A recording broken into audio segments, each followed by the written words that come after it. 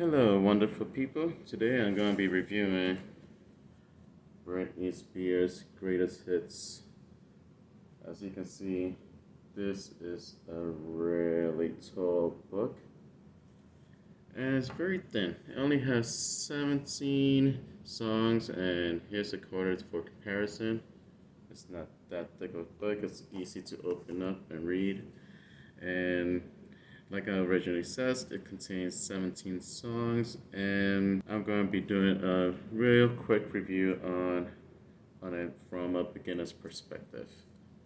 The first thing I want to go over how many different type of songs, how is it written. So I'm going to go over how many different type of major key it's written in. So this one contains basically no songs in C major, no songs in F major, 1 in G, 2 in B flat, 1 in D, 7 in E flat major. So if you are looking for a book to practice your E flat major, this is a really good source to go to, because this is the contains mostly E flat major. Sorry for you guys to go down.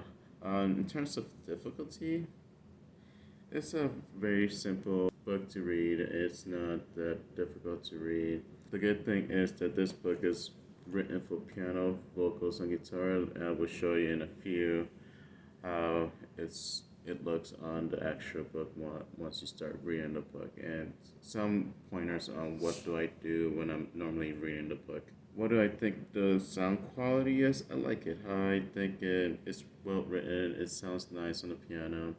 It's something that I think it's a good source of book, because it brings all of her greatest hits into one book. So if in the future, for example, one of my daughters wants to learn how to play a lot of Britney songs, this is the book I will suggest.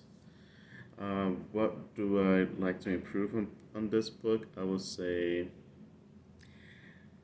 it would have been nicer if I would have seen more songs written in C, because I think C, G, and F majors are the easiest ones to read music on, and that's my only critique. So now here's an example how the book looks. As you can see, it contains 3 different clefs, 1 bass, 2 treble, or 2 Gs, 1 F. What I normally do when I'm playing, I like to play the melody with my right and the bass with my left. Depending on the difficulty on the left hand, I normally just stick to the chords at the beginning, because it's the easiest thing for beginners. For this particular song, there's a lot of notes that are being hit by both the melody and the bass. So what I do is I play very similar to the piano. Instead of playing these 3 notes as you see here, which makes it a little bit difficult, I will just play this 1 octave higher, which basically is the topmost section of each and every single one of these.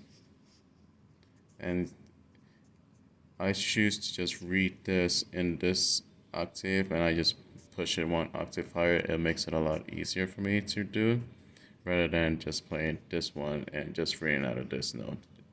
So here's a practice section. I just want to repeat that this is just a practice section. In order to be good at it, it requires a lot of repetition, and the more repetition you do any piece, you get a lot better in terms of playing the music, and that's why this is just considered practice.